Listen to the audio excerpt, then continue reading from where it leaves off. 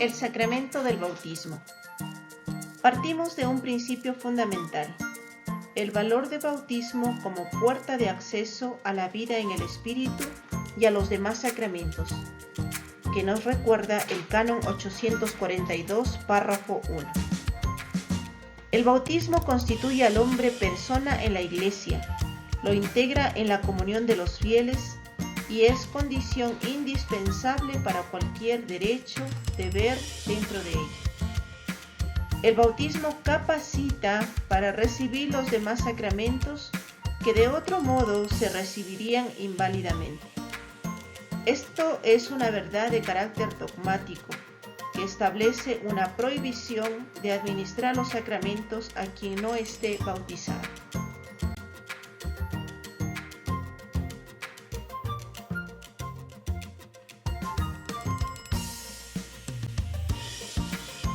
Sacramento del bautismo.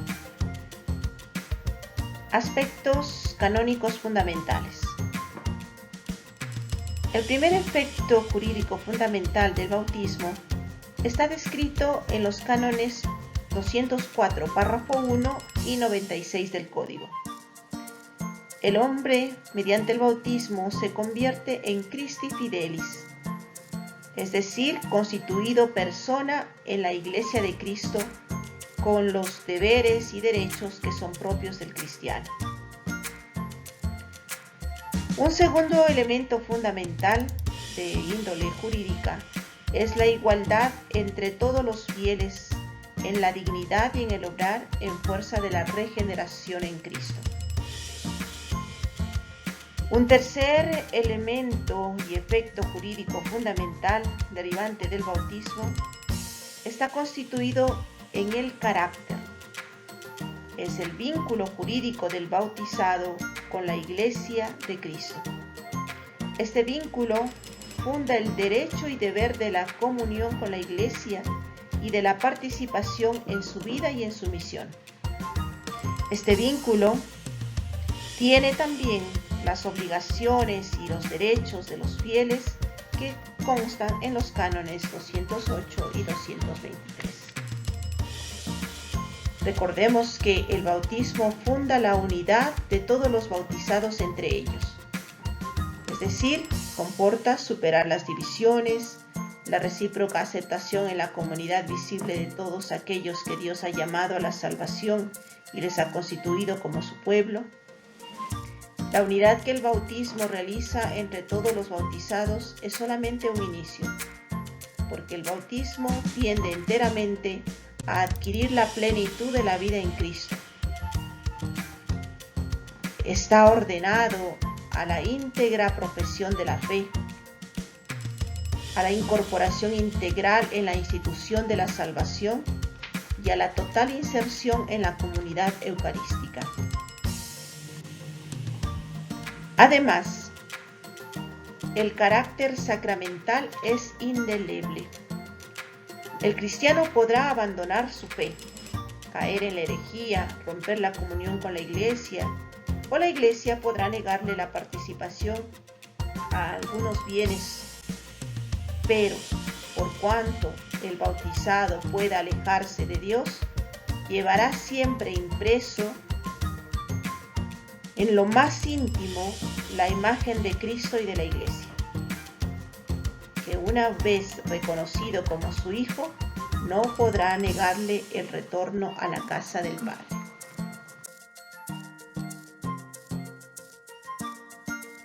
De la celebración del bautismo. La observancia de los libros litúrgicos es la norma ordinaria, pero en situación de necesidad es suficiente con derramar agua sobre el bautizante, con la fórmula trinitaria. Se establece un doble rito para niños y para adultos. Se recomienda la celebración comunitaria y las posibles adaptaciones de las conferencias episcopales. También se habla de la preparación pastoral en ambos casos, Canon 851. Para los adultos, el ritual de iniciación cristiana de adultos subraya 5 elementos fundamentales: anuncio, conversión, profesión de fe, efusión del Espíritu y participación en la Eucaristía. Estas disposiciones se aplican a aquellos que han pasado la infancia y tienen uso de razón. Canon 852. En el caso del bautismo de niños que no han alcanzado el uso de razón y de los equiparados a ellos como los amentes, los padres o quienes hacen sus veces y los padrinos deben recibir la preparación necesaria para asegurar la adecuada educación cristiana del bautizado, preparación que queda como responsabilidad directa del párroco. La imposición del nombre como signo continúa siendo significado, por lo que será conveniente recordar a padres y padrinos el sentido de la tradición, respetando también las raíces culturales de cada pueblo y su propia idiosincrasia. El nombre significa la nueva vida que se recibe, la pertenencia a Dios o la fe en la intercesión de los santos y en su valor ejemplar. Canon 855. En cuanto al día de la celebración, se ha de preferir la vigilia pascual como modo más solemne, o el domingo, destacando dos elementos: la inserción en el misterio de Cristo resucitado y la celebración comunitaria. Canon 856.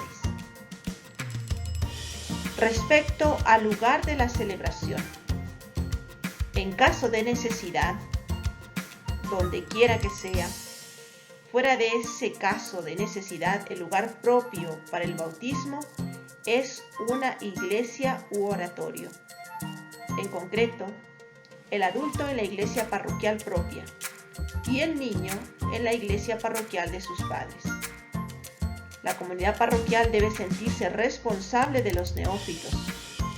Por grave e incómodo, se puede celebrar en otra iglesia u oratorio más cercano o en otro lugar decente. Toda iglesia parroquial ha de tener pila bautismal y pueden tenerla otras iglesias u oratorios dentro del límite de la parroquia. El bautismo en casas particulares no debe hacerse fuera de caso de necesidad o por causa grave, y en este último caso con permiso del ordinario del lugar. En clínicas u hospitales puede ser autorizado solo por el obispo diocesano, con justa causa, con el fin de velar para que no falte la preparación de los padres y padrinos y se dé la seguridad jurídica de la anotación. Cánones 857 al 860. El ministro del bautismo. El Canon 861 distingue dos categorías de ministros del bautismo: los ministros ordinarios, que son el obispo, el presbítero y el diácono. Estos administran el bautismo en virtud del ministerio recibido. Un puesto especial ocupa el párroco, en cuanto que a él le compete administrar el bautismo de sus fieles. Los ministros encargados o extraordinarios son el catequista u otra persona encargada de parte del ordinario del lugar, o también, en caso de necesidad, cualquier persona, siempre que sea movida por la recta intención. Los ministros encargados o extraordinarios intervienen en vía supletoria o en caso de necesidad. En nombre de una correcta pastoral orgánica, en el Canon 862 viene establecido que, excepto el caso de necesidad, a ninguno le es permitido, sin la debida licencia, conferir el bautismo en el territorio de otro, ni siquiera a sus propios fieles. La licencia es para la licitud.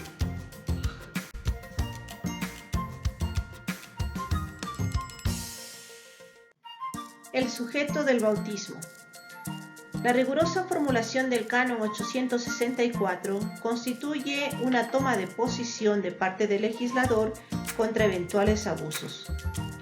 El bautismo, establece el texto legislativo, puede ser conferido solamente a un ser humano. Además, siendo este único e irrepetible, el bautismo va administrado solamente a un ser humano que todavía no haya sido bautizado. Dado que el bautismo confiere un carácter, no puede ser repetido. Si en caso que se haya cumplido una diligente investigación persistiera todavía la duda acerca de la concesión o la validez del bautismo, por ejemplo, en lo que se refiere a la intención del ministro, la materia o la forma, o también la intención del sujeto, el bautismo debe ser conferido bajo condición.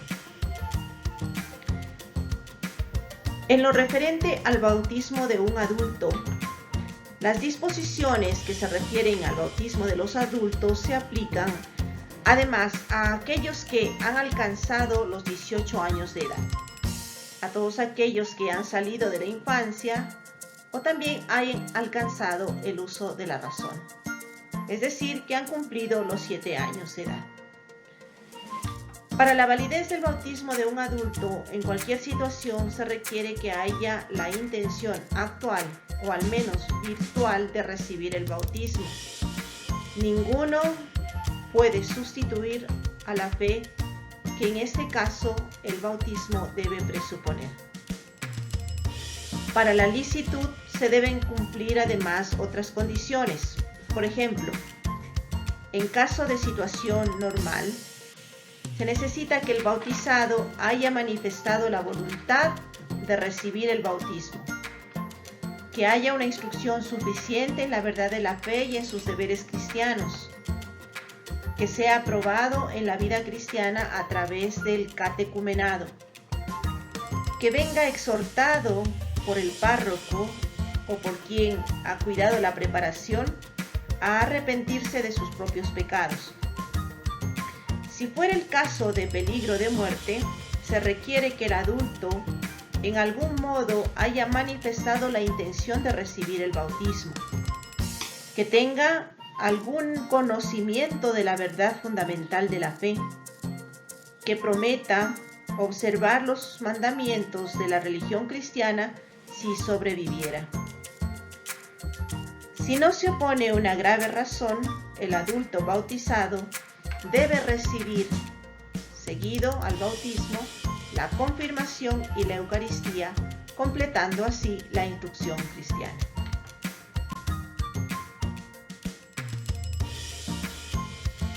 De los padrinos.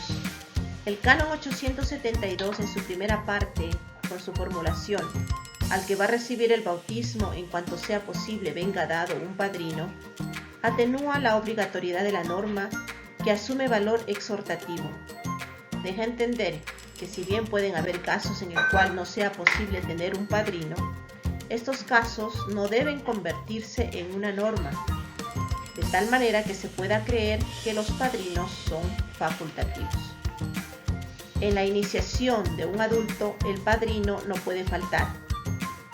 En lo que respecta a los niños, por ley, los padrinos deben estar presentes en la medida de lo posible. En el bautizo de un niño, la presencia del padrino y su deber son necesarios en el caso de que faltaran los padres de familia o el padrino sea la única persona en grado de ofrecer suficiente garantía de educación cristiana del niño. No hay fundamento ni justificación en la práctica de algunas comunidades cristianas de sustituir los padrinos con los padres de familia. La ley de la Iglesia prohíbe este uso. El deber de los padrinos y de los padres de familia son diversos y la tradición les ha considerado siempre distintos.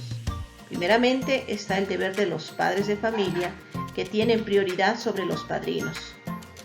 La presencia de estos últimos, pedida en la medida de lo posible, hace que se cumplan las diversas finalidades que vienen atribuidas a sus deberes.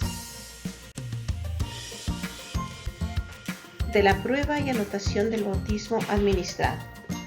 Necesidad de la prueba. Los efectos que se derivan del bautismo, sea para la persona que lo recibe, sea para la comunidad que lo celebra o para la Iglesia globalmente considerada, son tales por los cuales es muy importante que el haber recibido este sacramento sea cumplido en modo cierto y pueda ser probado. Los cánones 875 al 878 satisfacen estas exigencias fundamentales de la vida eclesial, determinando el responsable, el lugar y la modalidad de la anotación de la avenida celebración, la prueba escrita o documental, o también en el caso de que éstas faltaran o no sean posibles, la prueba testimonial, o también el juramento del bautizado si es adulto, canon 876. Son los medios que consienten probar que se ha realizado y recibido el bautismo. En cuanto a la anotación del bautismo, el bautismo ha de ser anotado por el párroco, donde se ha celebrado, como notario nato, en el libro del bautismo parroquial, especificando el nombre del bautizando, del ministro, padres y padrinos, testigos si es que los hubiera, lugar y día del nacimiento y de la administración del bautismo. Canon 877, párrafo 1. Cuando el párroco no ha estado presente en el bautismo, el ministro deberá informar al párroco de aquella parroquia en la cual se administró el sacramento para que haga la inscripción. En el margen del libro del bautismo se ha de anotar también la confirmación, el matrimonio, el orden o la profesión perpetua, la adopción y el cambio de rito, conforme lo indica el canon 535, párrafo 2. El párroco no puede modificar sin expresa autorización de la curia ninguna partida, y cuando lo haga debe adjuntar siempre el decreto correspondiente que lo autoriza. Para aprobar documentalmente el bautismo, el párroco elaborará una partida donde se especifiquen estos mismos datos y donde aparezca la firma del párroco y el sello de la parroquia. Si no hay este registro, bastaría con la declaración de un solo testigo fuera de toda sospecha, o el juramento del que se afirma bautizado si recibió el sacramento teniendo uso de razón. Confrontamos con el canon 876. Cuando se trata de una madre soltera, se consignará el nombre de la madre, si consta públicamente su maternidad o lo pide voluntariamente, y el del padre si su paternidad está aprobada. En los demás casos se inscribirá solo el nombre del bautizado para no perjudicar la fama de nadie. Canon 877, párrafo 2. Si son hijos adoptivos, lo más conveniente será acomodarse a lo que esté establecido en el registro civil de la región. Canon 877, párrafo 3.